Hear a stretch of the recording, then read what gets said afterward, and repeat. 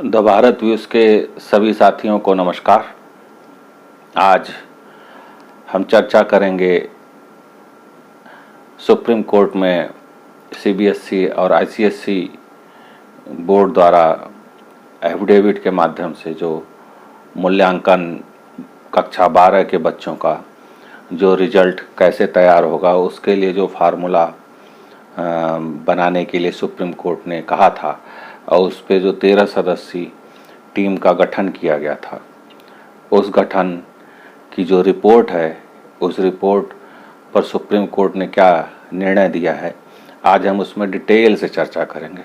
मोटा मोटी समाचार माध्यमों के माध्यम से आपको जानकारी हो गई होगी कि क्या मोटा मोटी फार्मूला है, लेकिन जो सुप्रीम कोर्ट का डिसीज़न है और जो सीबीएसई बोर्ड का जो उन्होंने जो सबमिट किया है फार्मूला की कॉपी, उसका आज हम अभी चर्चा और विश्लेषण करेंगे।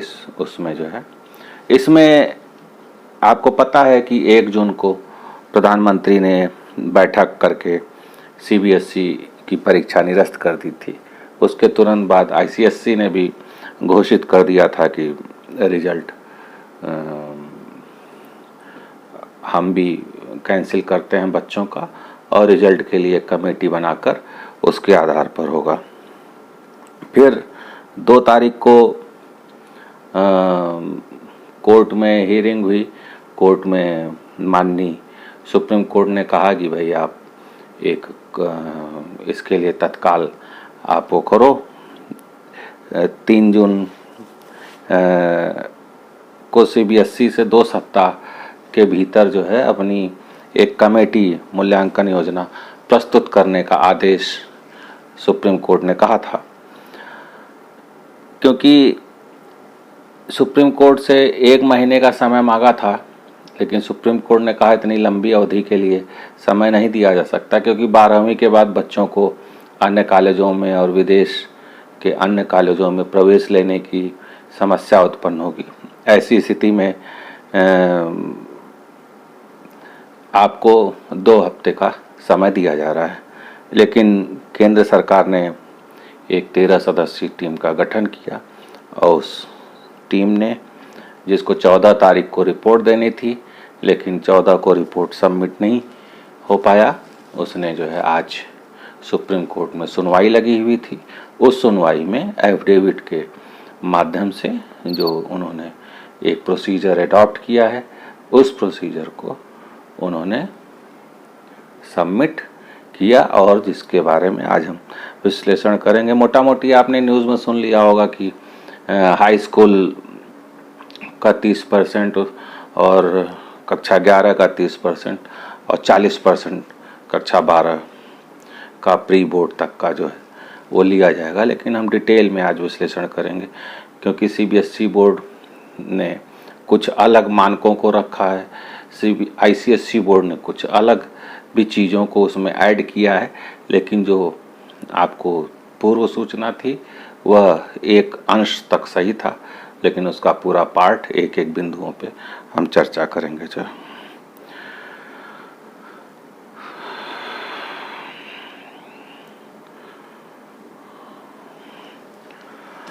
इसमें जो मुकदमा किया गया था उसके निर्णय की कॉपी मेरे हाथ में है। इसका लिंक मैं अपने डिस्क्रिप्शन बॉक्स में दे दूंगा, और मैंने अपने पुराने वीडियो में भी जिन बिंदुओं को आधार बनाने की चर्चा की थी, लगभग वैसा ही आधार बनाया गया है। कक्षा 10 को एक बेस बनाया गया है काफ़ी चीज़ों के लिए।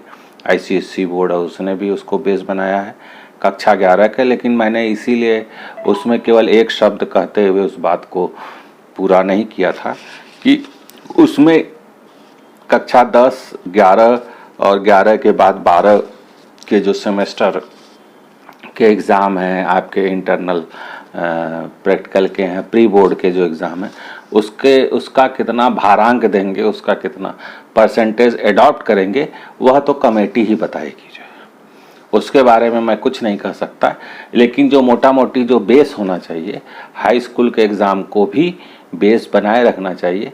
और मुझे उम्मीद है कि यह जो एग्ज़ाम है, यह जो इन्होंने एक सिस्टम डेवलप किया है, इस सिस्टम को आने वाले समय में भी अडॉप्ट करना चाहिए, चाहे कोई महामारी या कोविड की स्थिति हो चाहे न हो, लेकिन इसको करना चाहिए, जिससे केवल एक एग्ज़ाम के माध्यम से बच्चे का मूल्यांकन नहीं किया जाए, बल्कि एक सतत जो उसका जो नंबर है उस आधार पे उसका मूल्यांकन हो, तो जिससे कंटिन्यूटी बच्चे में बनी रहेगी, एक मोटिवेशन भी बना रहेगा और वो सारी चीज़ें बनी रहेंगी। मान लीजिए किसी एग्ज़ाम में बच्चे का किसी कारण से कम होता है तो अगले में इम्प्रूवमेंट हो जाएगा, तो जिससे उसके नंबरों पे बहुत असर भी ना पड़ने पाए। तो इन सब चीज़ों को देखते हुए मुझे लगता है कि जो पिछले वीडियो में मेरे द्वारा विश्लेषण किया गया था एकदम उसी मानक पर है। मैं लिंक इस पे डिस्क्रिप्शन में डाल दूंगा, उस वीडियो को भी आप देखेंगे तो आप देखेंगे कि एक पूर्वाभ्यास जो मैंने कहा था, जो मैंने समझा था, जो मैंने अपनी बातें रखी थी, लगभग 80% सिर्फ भारांक और कुछ एक बिंदुओं को छोड़कर लगभग 80% 75% वैसा का वैसा ही सीबीएसई और आईसीएसई बोर्ड ने अडॉप्ट किया है। यह जो सुप्रीम कोर्ट में इसमें कई पार्टीज़ हैं, इसमें ममता शर्मा बनाम सीबीएसई बोर्ड एंड अदर्स मुकदमा है, इसमें कई पार्टियां हैं। इसमें ऑनरेबल जस्टिस AM खानविलकर और ऑनरेबल जस्टिस दिनेश माहेश्वरी की बेंच थी, जिसने सुनवाई किया और अपना निर्णय दिया। सीबीएसई आईसीएसई बोर्ड की तरफ से माननीय सब उपस्थित थे और उन्होंने अपने अपने पक्ष को रखा। इसमें जो समरी ऑफ द पॉलिसी है, इसमें टेबुलेशन का जो marks for class 12th board examination 2021, ये सीबीएसई बोर्ड के टेबुलेशन और इसके टेबुलेशन लगभग सेम है। कुछ बिंदुओं पे आईसीएसई अलग है, जिसको मैं बताता चलूँगा आपको। इन्होंने कहा है कि due to cancellation of the board examination the assessment of theory portion of 80/70/60/50/30 marks will be done by the school based on the following: class 12th component to be evaluated percentages marks based on unit 40%, based on test / midterm / pre-board exam. मतलब कक्षा 12 का जो test है, mid term या pre board के exam का जो 40% है लिया जाएगा। इसका मतलब यह नहीं कि तीनों के नंबरों को जोड़ के उसका 40% निकाला जाएगा। इसका मतलब यह है कि इन तीनों में से जो भी चीज़ ली जाएगी, चाहे उसको टेस्ट के नंबरों को लिया गया हो, चाहे मिड टर्म के नंबरों को लिया गया हो, अथवा प्री बोर्ड का जो एग्ज़ाम बच्चा दिया हो, आखिर में कक्षा 12th में कोई तो एग्ज़ाम दिया होगा। क्योंकि कभी कभी होता क्या है कि 12th के बच्चे लापरवाह हो जाते हैं और वह बच्चे ना टेस्ट में अक्सर बैठते हैं, ना मिड टर्म में, ना प्री बोर्ड में, किसी एक में बैठ जाते हैं काम चलाऊ तरीके से। तो उसमें जो भी बैठा होगा या जो भी वो स्कूल मानक के रूप में लेगा, इन तीनों में से उसका जो 40% नंबर है उसको लिया जाएगा। फिर दूसरा कहता है कक्षा 11 क्लास 11th का जो लिया जाएगा, marks based on theory 30% component of final exam. मतलब इसमें क्लियर बाउंड किया हुआ है कि जो कक्षा 11 का जो फाइनल एग्ज़ाम है उसका 30% मार्क्स लिया जाएगा। मान लीजिए कि आपको 500 में 300 मिला है तो 300 का 30% लिया जाएगा। इसी प्रकार कक्षा 10 जो उसका बेस होगा, marks based on average 30% theory component of best 3 performing subject out of the main 5 subject. मतलब हाई स्कूल में 5 सब्जेक्ट में से जो बेस्ट 3 होंगे, जो बेस्ट 3 होंगे उनका जो 30% होगा एवरेज, मान लीजिए कि 70 मिला, 210 का जो 30% होगा वह लिया जाएगा कंपाइल बनाने के लिए। जो इसी आधार पे इनका जो रिजल्ट है वह तैयार होगा। बी पार्ट है इसका, the marks of practical oblique internal assessment etcetera of class 12th will be an actual basis of uploaded bye the school on the CBSE portal. मतलब CBSE बोर्ड पे जो अपलोड कर दिया गया है वह ही असेसमेंट और इंटरनल प्रैक्टिकल जो भी है वह ही माना जाएगा, वह उसी को मतलब अगर है तो उससे डिफ़र नहीं कर सकते। द टोटल सी है, the total marks awarded should be in consonance with the past performance of the school in class 12th board examination. इसका मतलब ये है कि जो भी पुराने जो स्कूल के रिकॉर्ड रहे हैं कक्षा 12 के, उनसे उसके समानांतर होना चाहिए। ऐसा नहीं कि स्कूल का जो पिछले सालों का रिजल्ट, पिछले 3 सालों का वह 80% 90% हो, जो मैक्सिमम बच्चा नंबर पाया हो, और आपने उसको फिर 100 नंबर 99% नंबर देना शुरू कर दिया, वह नहीं करना है आपको। इस पे टोटल प्रतिबंध लगाया गया है। Assessment and it's components. Second है, accordingly in accordance with points above, the broad distribution of marks assigned to various components on the basis of which the final marks of every student will be computed in as follows। जो आपको generally बताया जा रहा है वो यही बताया जा रहा है कि स्कूलों में कुछ सब्जेक्ट के जो 100 नंबर का पेपर होता है, एक विषय होता है जिसमें कुछ के थ्योरी 80 नंबर के होते हैं, कुछ के थ्योरी 70 नंबर के होते हैं, कुछ के थ्योरी 60 नंबर के होते हैं, कुछ के थ्योरी 50 नंबर के होते हैं, और कुछ के थ्योरी 30 नंबर के होते हैं। जिनके ये थ्योरी के मैक्सिमम मार्क्स कम होते हैं उनके प्रैक्टिकल के ज़्यादा मार्क्स होते हैं। जैसे जो थ्योरी 80 नंबर का होगा उसका प्रैक्टिकल 20 नंबर का होगा, जो थ्योरी 70 नंबर का होगा उसका प्रैक्टिकल इस नंबर का होता है, जो थ्योरी 60 नंबर का होगा उसका 40 नंबर का प्रैक्टिकल होगा। इसी प्रकार जो 50 नंबर का थ्योरी होगा उसका 50 नंबर का प्रैक्टिकल होगा, जो 30 नंबर का थ्योरी होगा उसका 70 नंबर का प्रैक्टिकल होता होगा। अब इसमें करेंगे कैसे? इसमें जो क्लास 10th का है उसका 30% ले लेंगे। मान लीजिए 80 में आपको 60 नंबर मिला तो 60 नंबर का 30% ले लेंगे। इसी प्रकार क्लास 11th का है उसका भी 30% लेना है। मान लीजिए उसमें आपको 50 नंबर मिला है तो 50 का 30% ले लेंगे।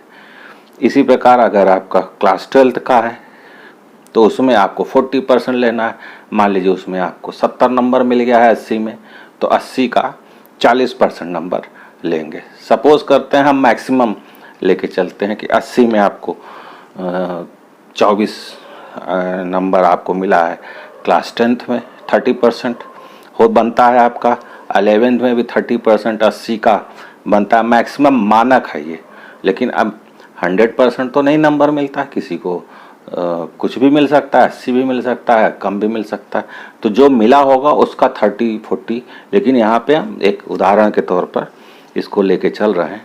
तो 80 का 30% कक्षा 11 में 24 नंबर हो गया, क्लास 12th का जो है 32 नंबर हो गया 80 का। तो इसी प्रकार जो प्रैक्टिकल है, प्रैक्टिकल का भी 20, 30, 40, 50 मैंने बताया कि जैसे जैसे जो थ्योरी कम होते जाएंगे या ज़्यादा हो जाएंगे उसी हिसाब से 100 में से घटाते हुए वो प्रैक्टिकल बन जाएगा। तो प्रैक्टिकल का जो नंबर है वो उसमें ऐड हो जाएगा। जो तो सपोज़ कीजिए कि आपका कक्षा 11 में आपको 24 नंबर मिला, कक्षा 10 में आपको 24 नंबर मिला, तो हो गया 48 नंबर, और क्लास 12th में आपको मिला 52 नंबर। तो ये 12th और ये प्रैक्टिकल मिला के आपको हो गया 52 नंबर। जो है ये आपको ऐड किया जाएगा उसमें। जो है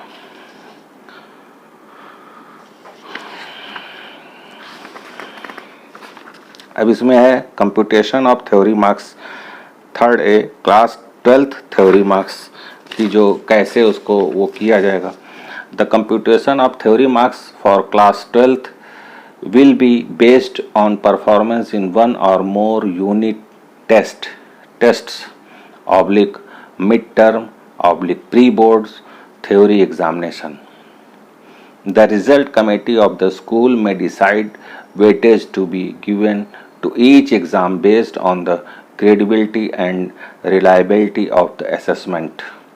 For example, if the committee may be of the considered view that only the pre-board exam may be taken into consideration, then a full weightage can be given to that component. Similarly, another school result committee may decide to give equal weightage to pre-board exam and mid-term exam.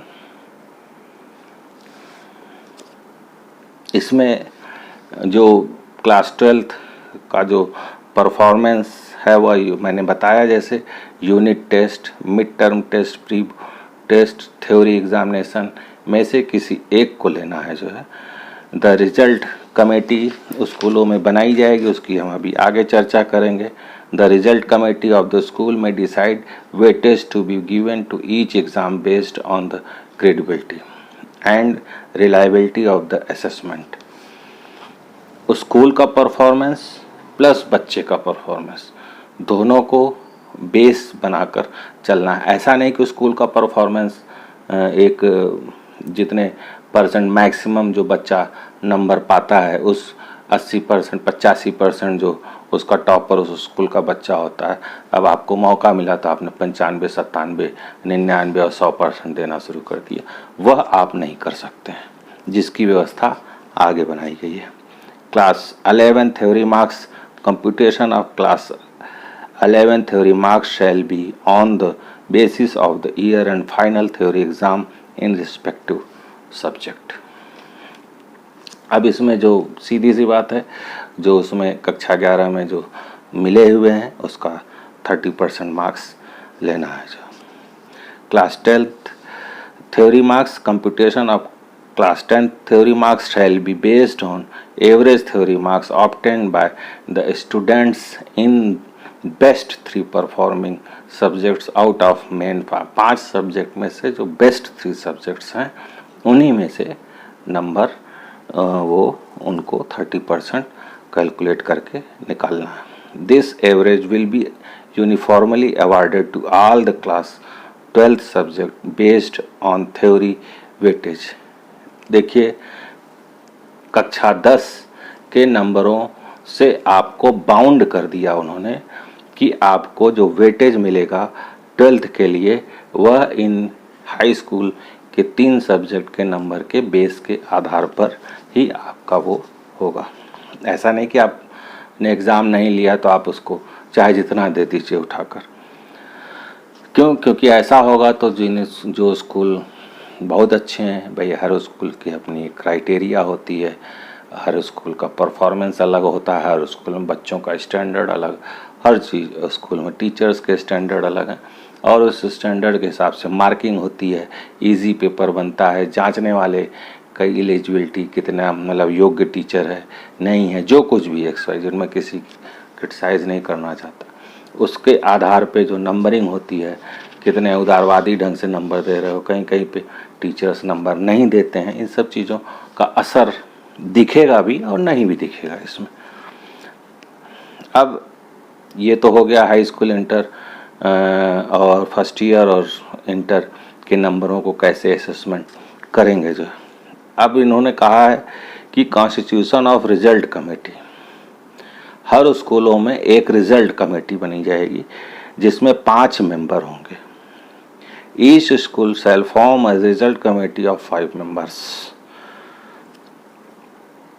इसमें assessment moderation of class 11 and class 12th component as marks of class 11th and class 12th component will be awarded at a school level. They will strictly not be comparable across school due to the variation in the quality of questions paper. जो मैंने अभी चर्चा किया कि हर school की अपनी quality होती है और उसके अपने क्षमता और गुण के हिसाब से tough paper, hard paper, easy paper मानक जो तय करता है वो उस स्कूल का संबंधित टीचर होता है। वह अपनी क्षमता के अनुसार वो पैटर्न तैयार करता है कि और नंबरों की कॉपी जांचने की प्रकृति भी वो अलग अलग होती है, हर व्यक्ति की अलग अलग होती है। The evaluation stand and process, the mode of conduct of exam, etc. Therefore, to ensure standardization, each school will have to internally moderate the marks to account for the school level variation by using the reliable reference standard. ऐसा नहीं है कि जो एक मानक है उस मानक को जो एक स्टैंडर्ड रिलायबल रेफरेंस है आप उससे बाहर जा सकते हैं, मनमानी नहीं कर सकते, आप बाउंड है उससे। अब वो बाउंड कैसे हैं वो बता रहा हूँ। The historical performance of the school in terms of the best overall performance in the previous 3 years, पिछले 3 साल के स्कूल के परफॉर्मेंस जो भी है board examination will be taken as the reference for moderation the marks assessed by the school for 2020-2021।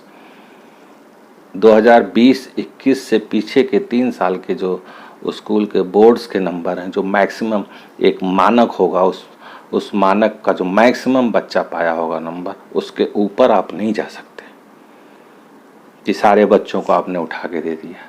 उसमें भी category है। मान लीजिए कि आपके कॉलेज में बोर्ड की परीक्षा पिछले साल आप किसी 100 बच्चों ने दिया, 100 में से आपके 90% पाने वाले बच्चे 10 हैं, 5 हैं, 8 हैं, तो उतने ही बच्चों को आपको करेंगे, उसके ऊपर नहीं जाएंगे। जो तो बड़ा स्टैंडर्डाइजेशन इन्होंने किया है, बहुत बाउंड किया हुआ है इसको, और ये एक बहुत मील का पत्थर स्थापित होगा।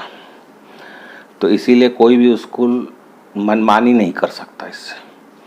बी है the subject wise marks assessed by the school for 2020 and 2021 should be within a range of ±5 marks obtained by the student in the schools in the subject in the reference year. The subject wise marks assessed by the school for 2020-21 should be within a range of +5 the students in the school in the subject in the reference year. पिछले सालों में जो बच्चा number पाया है, पिछले सालों में 3 सालों में, उसमें ±5% का ही, 5 नंबरों का ही अंतर होना चाहिए सेम सब्जेक्ट्स में। However, the overall average marks for the school assessed in 2020-21 for all the subjects should not be exceed the overall average marks obtained by the school by 2 marks in the specific reference year. पिछले जो साल हैं उनमें, जो 3 साल हैं उनमें जो स्कूल की परफॉर्मेंस है उसमें 2 मार्क्स से ज़्यादा का डिफ़र नहीं होना चाहिए। यह चीज़ें आपको नहीं पता चली होंगी। यहाँ पर स्कूल का परफॉर्मेंस प्लस बच्चे के पीछे के परफॉर्मेंस सबको दृष्टिगत रखते हुए मार्क्स देने हैं और बनाने हैं। Once the result committee finalize the marks on the basis of tests / exams, it has to ensure that the marks of a student are aligned with the broad distribution of marks provided by the board. It may be noted that the indicated distribution has to be followed broadly, and there may be some difference in terms of number of actual students in each category of distribution than the one indicated. However, the school subject wise and overall scores should be within the limits provided. जो उन्होंने limitation, जो उन्होंने मानक तय किया है कि कोई भी बच्चा उसका पिछला परफॉर्मेंस जो उसमें है उसमें ±5 नंबर, और स्कूल का जो पिछले 3 साल का परफॉर्मेंस है उसमें ±2 नंबरों का ही डिफरेंस होना चाहिए और वही बेस होना चाहिए। उसके अलावा कोई भी ऐसा उसको नहीं कि आप जो मन में आया आप उसको लुटाते जाइए, देते जाइए। मालूम चला आपका स्कूल का परफॉर्मेंस पिछले सालों में उस स्तर का नहीं रहा है और आपने उठा के बच्चे को नंबर देना शुरू कर दिया। फिर डिक्लेरेशन ऑफ रिजल्ट वो करेगा, बायलॉज जो है बोर्ड का उसके अनुसार CBSE डिक्लेयर करेगा जो है। और सबसे बड़ी बात इसमें यह है कि अगर बच्चा फिर भी नहीं पास होता है तो उसको इसमें लिखा है board's policy for qualifying class 12th examination in case any student is not able to meet the qualifying criteria, he/she will be placed in essential repeat और कंपार्टमेंट कैटेगरी। वह जैसे पहले होता था कंपार्टमेंट कैटेगरी और जो है एसेंशियल, उसको जो दोबारा बैठने का अवसर दिया जाएगा जो।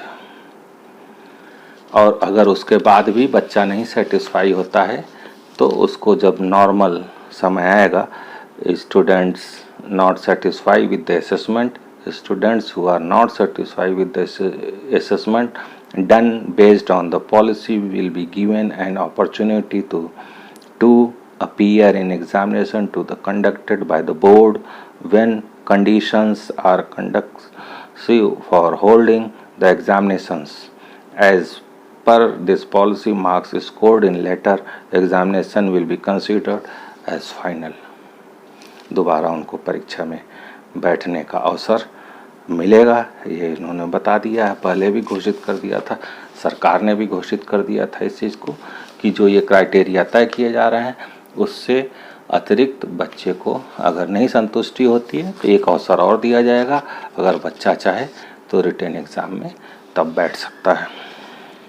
ये हो गया CBSE बोर्ड का। ICSE बोर्ड ने कुछ डिफ़र किया है। इन्होंने ICSE बोर्ड ने जो उनके जो टेबुलेशन है माना उसको है, लेकिन उसमें कुछ पॉइंट्स उन्होंने अलग कर लिए हैं। यहाँ पे इन्होंने जो स्कूल की परफॉर्मेंस जो है उसको उन्होंने रखा है, उसको परफॉर्मेंस को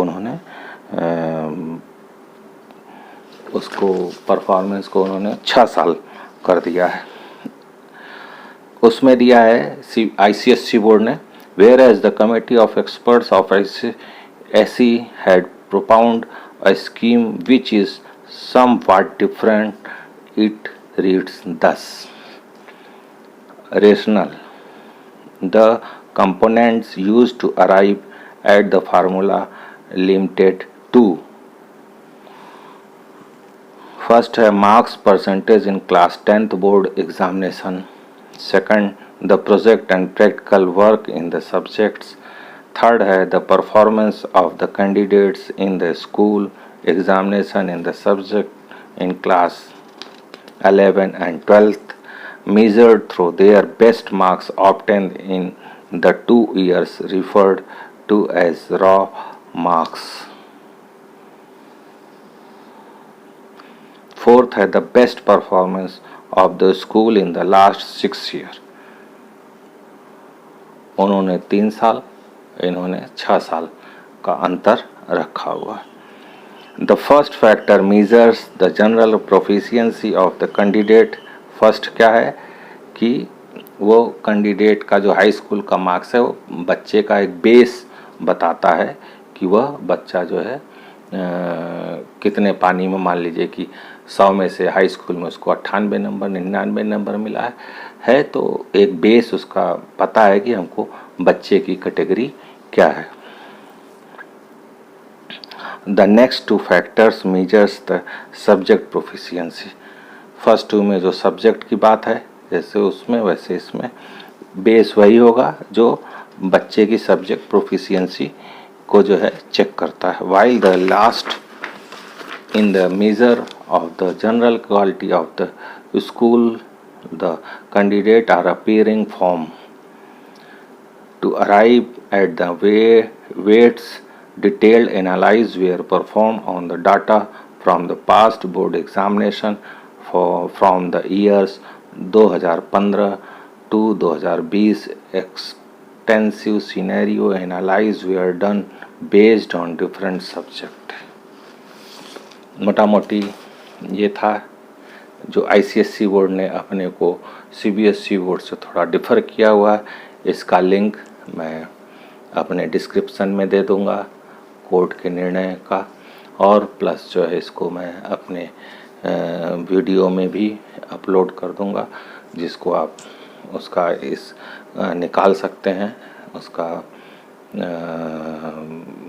फ़ोटो ले सकते हैं, उसको निकाल सकते हैं पूरा, और जो CBSE बोर्ड का है उसका भी लिंक मैं इसमें जोड़ दूंगा। वास्तव में जो निर्णय है यह एक ऐसा मानक इन्होंने तैयार किया है, मुझे जो लगता है और करना भी चाहिए उनको, कि आने वाले समय में बच्चों को इसी पैटर्न पे एग्ज़ाम देना पड़े, और उसमें जो 12th के मार्क्स उसको मिलते हैं, 12th के मार्क्स में इन सब मार्क्स को ऐड करके ही एक रिजल्ट ब्रॉड उसमें तैयार करना चाहिए, जो उसके लिए एक बेहतर होगा। लेकिन चूँकि न्यू एजुकेशन पॉलिसी आने वाली, इसलिए वो एक बहुत अभी उसका भी सिनेरियो देखना है कि उसका क्या फ्यूचर प्रॉस्पेक्ट्स बनता है, क्योंकि शुरुआत दौर में थोड़ा असर पड़ेगा और वो है। लेकिन ये जो इन्होंने बनाया है 13 लोगों की कमेटी ने, इसको जो है सुप्रीम कोर्ट ने स्वीकार किया है, इस पे प्रोसीड करने की अनुमति दी है, और दोनों बोर्डों ने CBSE और ICSE बोर्ड ने 31 जुलाई तक रिजल्ट निकालने की बात कही है। उम्मीद है कि 31 जुलाई तक रिजल्ट निकल जाएगी, तब तक आप लोग अपने नेक्स्ट विजन जो भी इंजीनियरिंग हो, मेडिकल हो, लॉ फील्ड हो या अन्य कोई फील्ड हो, graduation simply BA, MM, Com, MSc जो भी करना हो XYZ, उसकी अपनी तैयारी में लग जाएं, क्योंकि एक मानक जो एक चिंता का विषय था वह अब समाप्त हो गया है। और इसके बाद मैं एक सीरीज शुरू करने जा रहा हूं कि बच्चों के करियर के संबंध में, और दोनों तरफ से इवैल्यूएशन चलेगा। करियर बेस्ड इस रूप में भी होगा कि यूनिवर्सिटीज़, स्कूल, स्ट्रीम जिसमें एडमिशन लेना चाहता है, अलग अलग चीज़ों को कैटेगराइज करते हुए, जैसे मान लीजिए कोई बच्चा इंजीनियरिंग के फील्ड में जाना चाहता है, तो थोड़ा सा उसको बेस कि कैसे तैयारी करनी है, क्या करना है, फिर उसके बाद जो है उसको जो इंडिया के इंस्टीट्यूट हैं, प्रीमियर इंस्टीट्यूट हैं, एडमिशन प्रोसेस उनके क्या कैटेगरी हैं, उसमें एडमिशन लेने के क्या फ़ायदे हैं, नुकसान, एक ब्रॉड उसमें जो है एक एक चीज़, चाहे IITs हो, चाहे बिट्स पिलानी हो, चाहे जो भी कॉलेजेस हो, सबका अपना एक ब्रीफिंग आपको दूंगा, और उस जिससे गार्जियंस को फिर स्टेट वाइज इंजीनियरिंग है जो भी, ये तो मैंने एक उदाहरण के तौर पे बताया, उसको दूंगा, जिससे गार्जियंस को और बच्चे को हमेशा के लिए एक सुविधा हो जाए।